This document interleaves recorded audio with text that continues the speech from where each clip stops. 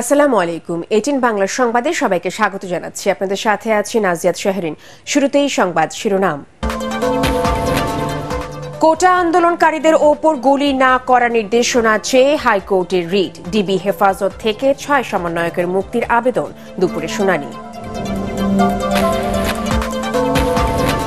BNP Jamaat ছাত্র আন্দোলনের উপর ভর করে সরকার পতন সহ জাতীয় অর্থনীতিকে ক্ষতিগ্রস্ত করতে চায় বললেন 14 দল নেতারা।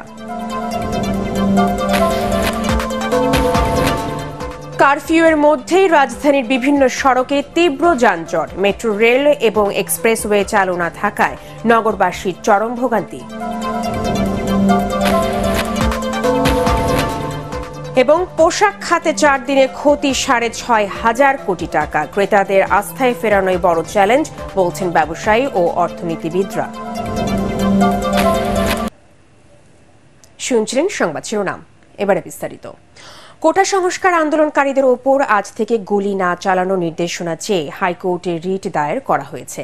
একই সঙ্গে রিটে কোটা আন্দোলনের 6 জন সমন্বয়কের ডিবি হেফাজত থেকে মুক্তির নির্দেশনা চাওয়া হয়েছে। সুপ্রিম কোর্টের আইনজীবী মনজুর আল মতিন প্রীতম ও আইনুন নাহার সিদ্দিকা লিপি সকালে এই রিট দায়ের করেন। এতে মন্ত্রিপরিষদ সচিব, স্বরাষ্ট্র সচিব, পুলিশ মহাপরিদর্শক সহ সংশ্লিষ্টদের বিবাদী করা হয়েছে। বিচারপতি মোস্তফা জামান ইসলাম ও বিচারপতি এস.এম. মাসুদ হোসেন দোলনের হাইকোর্ট বেঞ্চে দুপুরে শুনানি হওয়ার কথা রয়েছে। এর আগে গত রাতে বৈষম্য বিরোধী ছাত্র আন্দোলনের 6 সমন্বয়ক ডিবি কার্যালয় থেকে কোটা সংস্কার আন্দোলনের সব কর্মসূচি প্রত্যাহারের ঘোষণা দিয়ে ভিডিও বার্তা দেন।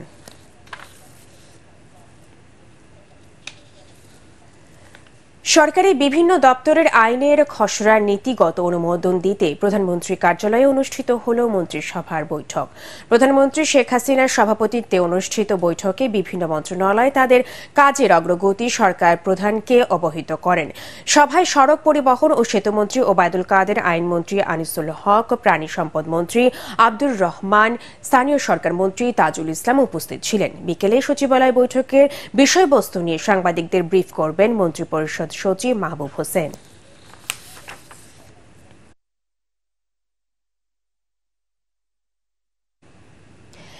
একটি দখলদার বাহিনী দেশে যে কোনো সময় ধ্বংসযজ্ঞ চালাতে পারে তার উৎকৃষ্ট উদাহরণ সাম্প্রতিক সহিংসতায় ক্ষতিগ্রস্ত রাজধানীর সেতু ভবন ও দুর্যোগ ব্যবস্থাপনা অধিদপ্তর।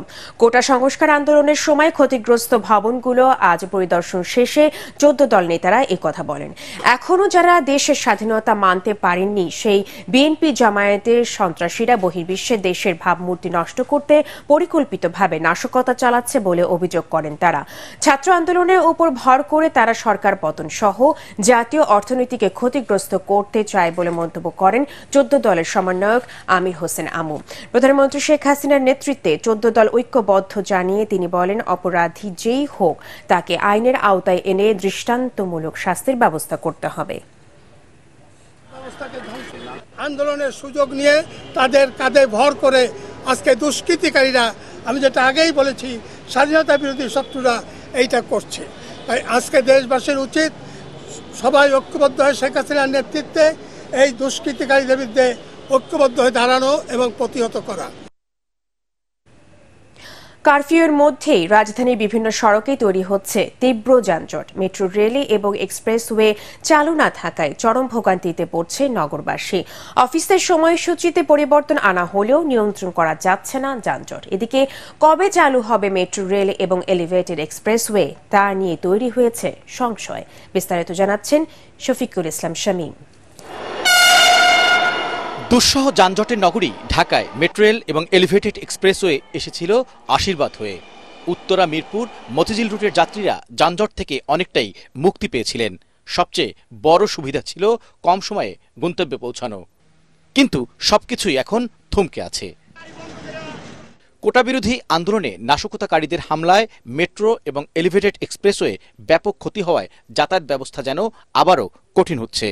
গণমুখী সেবা মেট্রো রেল এবং এলিভেটেড এক্সপ্রেসওয়ে আপাতত বন্ধ রয়েছে। কবে এগুলো চালু হবে তা এখনো নিশ্চিত করতে পারেনি কর্তৃপক্ষ। আমাদের কারিগরি টিম সরজমিনে পরিদর্শন করে যে কথাগুলো আমাদেরকে বলেছে, চালু করতে তাদের প্রাথমিক ধারণা অনুযায়ী প্রায় 1 বছরের মতো সময় লাগবে। এদিকে দেশ জুড়ে চলছে কারফিউ। যে সময়টাতে শিথিল থাকছে কারফিউ, সেই সময়টিতে যানবাহন চলাচলের অনুমতি মিললেও তৈরি হচ্ছে যানজট। শিক্ষা প্রতিষ্ঠান বন্ধ, সীমিত পরিসরে চলছে ব্যবসায়িক কার্যক্রম, অফিসের সময়সীমাও কম। তাহলে কেন এই যানজট? যেরকম ধরনের একটা টাইম ছিল যে আমরা এতটার মধ্যে আমরা আমার জায়গায় মতো পৌঁছতে পারবো, এখন প্রত্যেকের একটা অনিশ্চিতের মধ্যে আমরা যাচ্ছি। আমরাও চাচ্ছি যে মেট্রো রেল চালু হোক, কারণ আমরা সাধারণ মানুষ তো যেতে পারতাম কিন্তু আর্লি অফিসে, এখন তো 2 ঘন্টা 3 ঘন্টা লেগে যাচ্ছে। আমাদের জন্য সবচেয়ে বড় দুর্ভোগ যে আমরা রাস্তায় চলাফেরা করি, এর জন্য আমাদের জন্য আরো বেশি সমস্যা হচ্ছে। মেট্রো রেলে যেখানে খুব কম সময়ে যাতায়াত করা যেত, সেখানে ঘন্টার পর ঘন্টা যানজটে বসে থেকে অতিষ্ঠ হয়ে অনেকে হেঁটেই রওনা হচ্ছেন গন্তব্যে। এখন অফিসেই পৌঁছাতে পারি না। অবশ্যই মেট্রো রেলটা আমাদের জন্য কি পরিমাণ প্রয়োজন ছিল বা কি পরিমাণ এটা উপকার দিত, একমাত্র আমরা যারা জব করি, জব হোল্ডার আছে, তারা আমরা জানি। মেট্রো রেলে আমি 20-25 মিনিটে পৌঁছে যেতাম, অন টাইমে অফিস করতে পারতাম, কোনো কমপ্লেন ছিল না। কিন্তু এখন সেই আগের মতো হয়ে গেছে, 3-4 ঘন্টা আগে বেরোতে হয়, অফিসে আবার কমপ্লেন। এদিকে কিছু রুটে গণপরিবহনের সংখ্যা কম থাকায় অফিসগামী যাত্রীদের ভোগান্তি প্রতিদিনই বাড়ছে। যানজটের শহরে এই এলিভেটেড এক্সপ্রেসওয়ে এবং মেট্রো রেল নগরবাসীকে অনেকটাই স্বস্তি দিয়েছিল, কিন্তু কোটা সংস্কার আন্দোলনের নামে একদল দুষ্কৃতিকারী এসব স্থাপনায় হামলা চালানোর পর মূলত বন্ধ রয়েছে দুটো সেবাই। আর এ কারণে নগরবাসীর ভোগান্তি যেমন বেড়েছে, তেমনি বিভিন্ন সড়কে তৈরি হচ্ছে যানজট। তাই খুব দ্রুত সময়ের মধ্যে এগুলো সংস্কার করে আবারও জনগণের জন্য উন্মুক্ত করা হবে, এমনটাই প্রত্যাশা নগরবাসীর। শফিকুল ইসলাম শামীম, এটিএন বাংলা, ঢাকা। ছাত্র জনতার আন্দোলন দমাতে সরকার আইন শৃঙ্খলা বাহিনী দিয়ে গণহত্যা ও গণগ্রেফতার চালাচ্ছে বলে অভিযোগ করেছে গণতন্ত্র মঞ্চ। রাজধানী তোপখানা রোডে সংবাদ সম্মেলনে দলের শীর্ষ নেতা সাইফুল হক বলেন, হত্যা, দমন, নির্যাতন চালিয়ে সরকারের শেষ রক্ষা হবে না। লিখিত বক্তব্যে বলা হয়, বিক্ষোভ দমনের নামে সশস্ত্র বাহিনীকে জনগণের মুখোমুখি দাঁড় করিয়ে দেওয়া হয়েছে। চিরুনি অভিযানের নামে নির্বিচারে বিরোধী দলের নেতাকর্মী সহ সাধারণ মানুষকে গ্রেফতার করা হচ্ছে। কোটা আন্দোলনকে ঘিরে সংঘটিত হত্যা ও সহিংসতার ঘটনা জাতিসংঘের তত্ত্বাবধানে আন্তর্জাতিক তদন্তের দাবি জানায় গণতন্ত্র মঞ্চ। অবিলম্বে রাষ্ট্রপতির কাছে ক্ষমতা হস্তান্তর করে আওয়ামী লীগ সরকারকে পদত্যাগ করার আহ্বান জানান দলটির নেতারা। এ সময় বৈষম্য বিরোধী ছাত্র আন্দোলনের 6 সমন্বয়কের মুক্তির দাবিও জানানো হয়।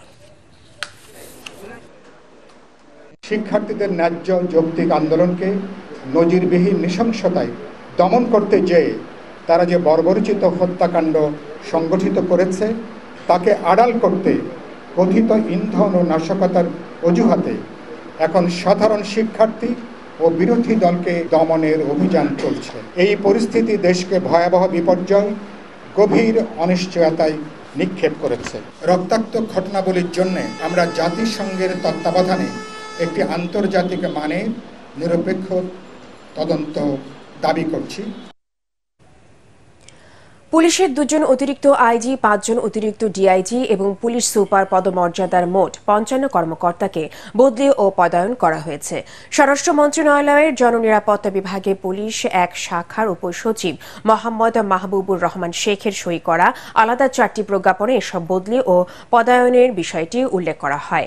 এক প্রজ্ঞাপনে AKM শহীদুর রহমানে এবং কৃষ্ণপদ রায়কে পুলিশ অধিদপ্তরে অতিরিক্ত আইজিপি হিসেবে বদলি ও পদায়ন করা হয়েছে।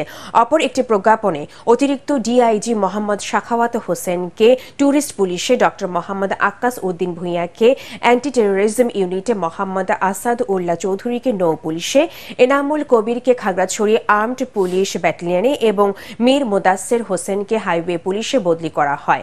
আরেকটি প্রজ্ঞাপনে পুলিশ সুপার পদমর্যাদার 16 জন কর্মকর্তাকে দেশের বিভিন্ন স্থানে বদলি ও পদায়ন করা হয়েছে। অপর আরেকটি প্রজ্ঞাপনেও পুলিশ সুপার পদমর্যাদার 32 জনকে দেশের বিভিন্ন স্থানে র্যাব সহ পুলিশের বিভিন্ন ইউনিটে বদলি ও পদায়ন করা হয়েছে।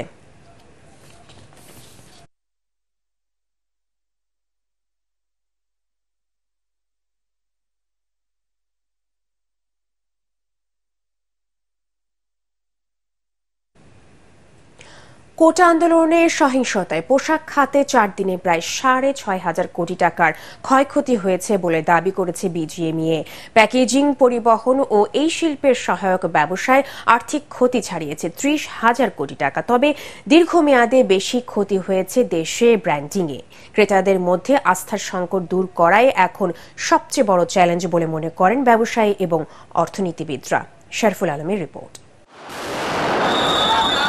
কোটা আন্দোলনের সময় দুর্বৃত্তের হামলায় সবচেয়ে বেশি বাধাগ্রস্ত হয়েছে দেশের রপ্তানিমুখী তৈরি পোশাক শিল্প। পরিবহন সেবা বন্ধ থাকায় ব্যাহত হয় কাঁচামাল আমদানি ও পণ্য রপ্তানি সেবা। স্থবির হয়ে পড়ে চট্টগ্রাম বন্দরের সব ধরনের কার্যক্রম।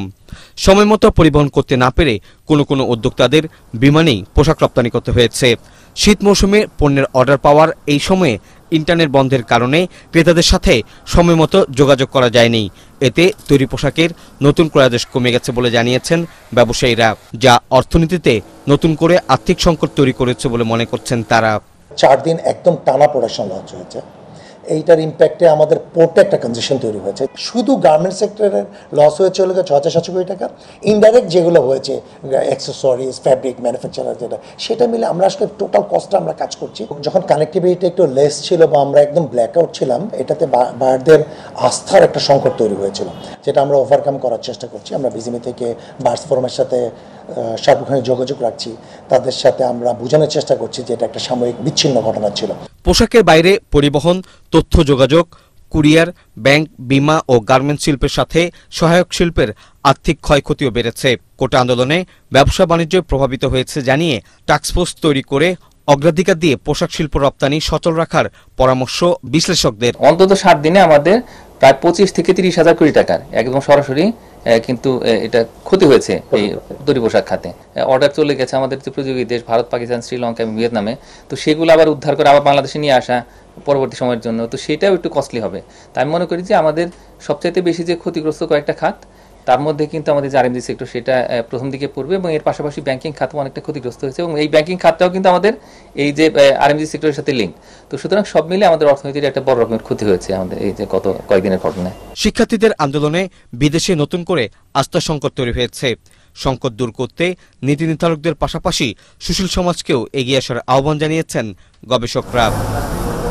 শরফুল আলম, এটিএন বাংলা, ঢাকা। সরকারের অবজ্ঞা, উস্কানিমূলক মন্তব্য ও অদূরদর্শী পদক্ষেপের কারণে কোটা সংস্কার আন্দোলন সহিংস রূপ নিয়েছে দাবি করে এর দায় নিয়ে সরকারকে পদত্যাগের আহ্বান জানিয়েছে ইসলামী আন্দোলন বাংলাদেশ।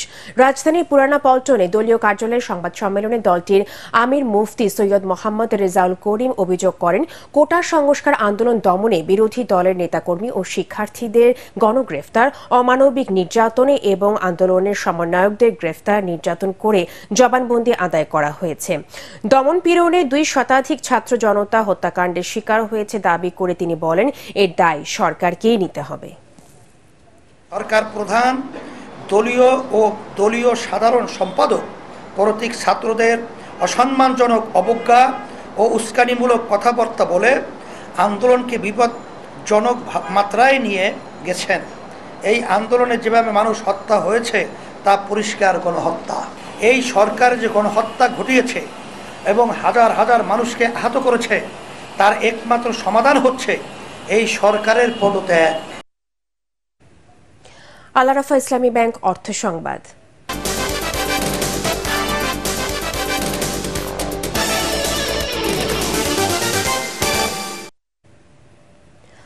বাংলাদেশেও যে সুস্বাদু ও মিষ্টি আঙ্গুর চাষ করে সফলতা পাওয়া যায় তারই প্রমাণ দিয়েছেন ঝিনাইদহের মহেশপুর উপজেলার প্রান্তিক কৃষক আব্দুর রশিদ।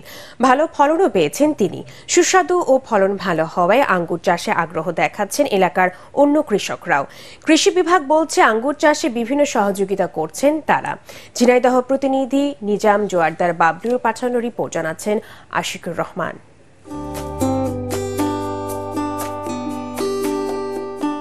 বাঁশের মাচায় থোকায় থোকায় ঝুলছে রসালো আঙুর। সবুজ পাতার ফাঁকে ঝুলে থাকা নানা রঙের আঙুরের পরিচর্যায় ব্যস্ত কৃষক। ঝিনাইদহের মহেশপুর উপজেলার যোগীহুদা গ্রামের কৃষক আব্দুর রশিদের বাগানে গেলে দেখা মিলবে এই দৃশ্যের।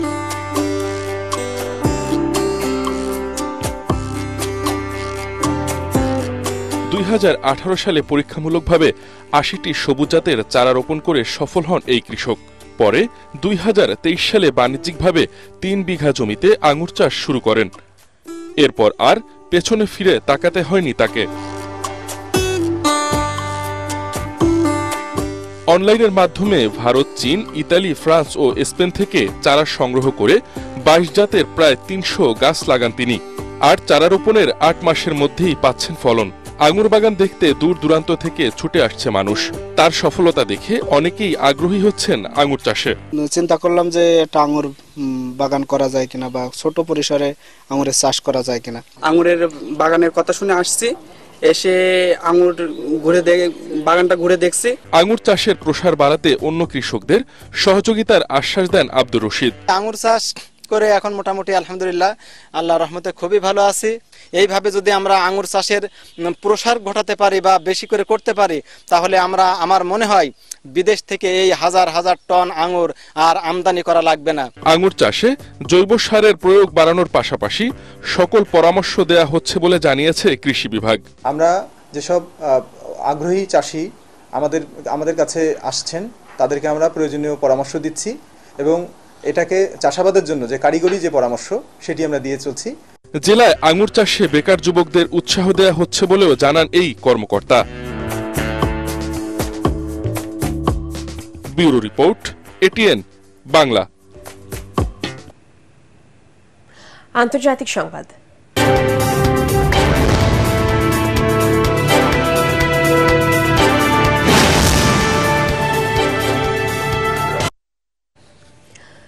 যুক্তরাষ্ট্রের ক্যালিফোর্নিয়ায় স্মরণকালের ভয়াবহ দাবানল এখন নিয়ন্ত্রণের বাইরে। পুড়ে গেছে প্রায় 3,50,000 একর পাহাড়ি এলাকা। ক্যালিফোর্নিয়ার ইতিহাসে এটি সবচেয়ে বড় দাবানল বলে জানিয়েছে রাজ্যের ফায়ার সার্ভিস ডিপার্টমেন্ট। দাবানলের কারণে বাড়িঘর ছেড়ে গেছে কয়েক হাজার মানুষ। দাবানল নিয়ন্ত্রণে দিন-রাত হেলিকপ্টার ও বিমান থেকে ফেলা হচ্ছে পানি। বিস্তারিত জানাচ্ছেন শরীফুল ইসলাম। আমেরিকার 50টি অঙ্গরাজ্যের মধ্যে সবচেয়ে উষ্ণতম স্টেট ক্যালিফোর্নিয়া। বাংলাদেশের মতো কয়েকটি দেশের সমান বিশাল এই রাজ্যে বছর জুড়েই থাকে প্রচণ্ড তাপদাহ, ফলে ঘন ঘন সৃষ্টি হয় দাবানল। এবছর ক্যালিফোর্নিয়ার উত্তরাঞ্চলে চিকো শহরের কাছে ছড়িয়ে পড়েছে স্মরণকালের সবচেয়ে বড় দাবানল। এরই মধ্যে পুড়ে গেছে 3,50,000 একর এলাকা। বাড়িঘর ছেড়ে গেছেন 4,000-এরও বেশি বাসিন্দা। ধ্বংস হয়ে গেছে গুরুত্বপূর্ণ 1.5 শতাধিক স্থাপনা। একের পর এক এলাকা পুড়ে যাচ্ছে। অসংখ্য বাসিন্দাকে বাড়িঘর থেকে সরিয়ে দিয়েছি। বিপদ কেটে গেলে যত তাড়াতাড়ি সম্ভব তাদের নিরাপদে ফিরিয়ে আনবো। যুক্তরাষ্ট্রের পশ্চিমাঞ্চলীয় এই রাজ্যে এবারের দাবানলকে ক্যালিফোর্নিয়ার ইতিহাসে সবচেয়ে বড় দুর্যোগ বলছে অগ্নি নির্বাপক সংস্থা ক্যাল ফায়ার। আগুন নেভাতে অনেক বেগ পেতে হচ্ছে বলে জানান তারা।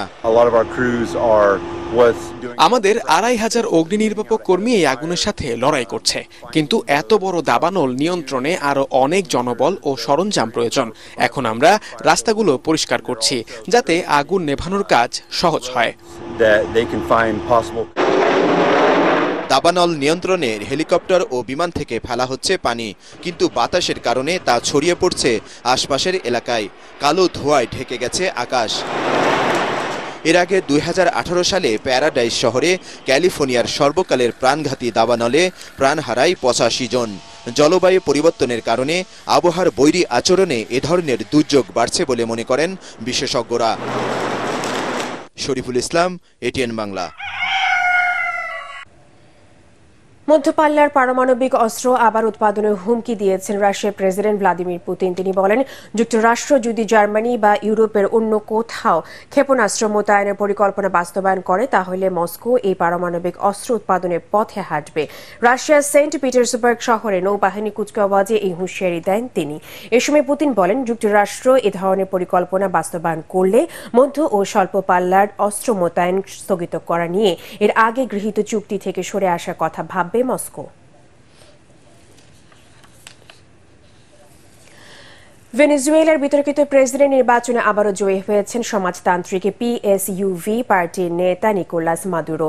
এই নিয়ে টানা তৃতীয়বারের মতো দেশটির ক্ষমতা ধরে রাখলেন তিনি। এদিকে ভোট গণনায় ব্যাপক জালিয়াতির অভিযোগে এনে ফলাফলকে চ্যালেঞ্জ করার কথা জানিয়েছেন মাদুরোর মূল প্রতিদ্বন্দ্বী এডমুন্ড গনজালেস।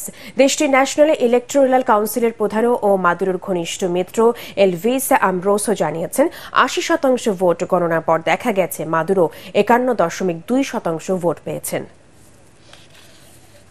পার্টেক্স খেলার খবর।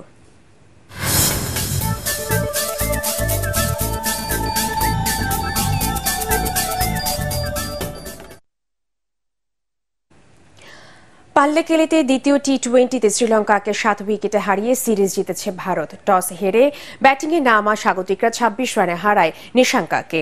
তবে দ্বিতীয় উইকেটে 54 রানের জুটি গড়ে বড় সংগ্রহের ভিত গড়ে দেন কুশল মেন্ডিস ও কুশল পেরেরা। যদিও 53 রানে পেরেরার বিদায়ের পর আর বলের সঙ্গে পাল্লা দিয়ে রান তুলতে পারেনি লঙ্কানরা। তাতে 9 উইকেটে 161 রানে থামে তাদের ইনিংস। জবাবে বৃষ্টির কারণে ভারতের সামনে লক্ষ্য দাঁড়ায় 8 ওভারে 78 রান। 9 বল হাতে রেখে জয় তুলে নেয় সূর্যকুমার যাদবের দল। বার্মিংহামে তৃতীয় টেস্টে ওয়েস্ট ইন্ডিজকে 10 উইকেটে হারিয়ে হোয়াইট ওয়াশ করেছে ইংল্যান্ড। ম্যাচের তৃতীয় দিন 2 উইকেটে 33 রান নিয়ে খেলতে নামে ক্যারিবীয়রা। মার্ক উডের গতির সামনে 175 রানে দ্বিতীয় ইনিংসে অল আউট হয় ওয়েস্ট ইন্ডিজ। তাতে স্বাগতিকদের সামনে জয়ের লক্ষ্য দাঁড়ায় মাত্র 82 রান। এরপর টেস্টে বেন স্টোকসের টি-20 মেজাজের ব্যাটিংয়ে মাত্র 6 ওভারে জয় তুলে নেয় ইংল্যান্ড। 24 বলে হাফ সেঞ্চুরি তুলে 57 রানে অপরাজিত থাকেন ইংলিশ অধিনায়ক। ম্যাচ সেরা মার্ক উড আর সিরিজ সেরা হন গাস এটকিনসন।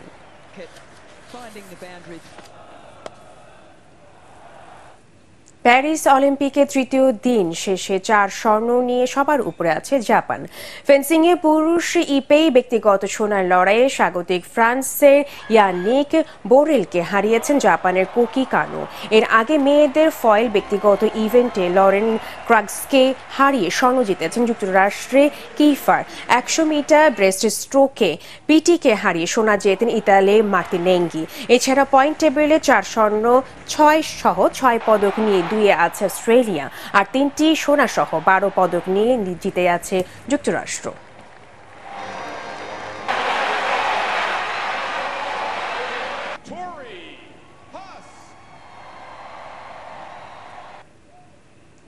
শেষ করার আগে সংবাদ শিরোনামগুলো জানিয়ে দেব আরো একবার। কোটা আন্দোলনে গুলি না চালানোর নির্দেশনা চেয়ে রিটের শুনানি শেষ। ডিবি অফিসে ছাত্র আন্দোলনের সমন্বয়কদের খাওয়ানোর ছবি প্রকাশ, জাতিসংঘে মশকরা মন্তব্য উচ্চ আদালতের। বিএনপি জামায়াত ছাত্র আন্দোলনের উপর ভর করে সরকার পতন সহ জাতীয় অর্থনীতিকে ক্ষতিগ্রস্ত করতে চায় বললেন 14 দল নেতারা। দিনে কারফিউ শিথিল, রাজধানীর বিভিন্ন সড়কে তীব্র যানজট। মেট্রো রেল এবং এক্সপ্রেসওয়ে চালু না থাকায় নগরবাসীর চরম ভোগান্তি।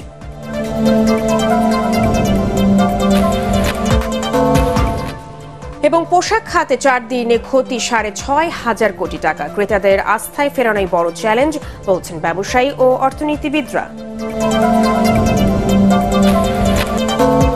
পরবর্তী সংবাদ দেখার আমন্ত্রণ জানিয়ে এখনকার মতো শেষ করছি। এটিএন বাংলার সংবাদ ইউটিউবে দেখতে ব্রাউজ করুন youtube/18 বাংলা নিউজ। ধন্যবাদ সবাইকে।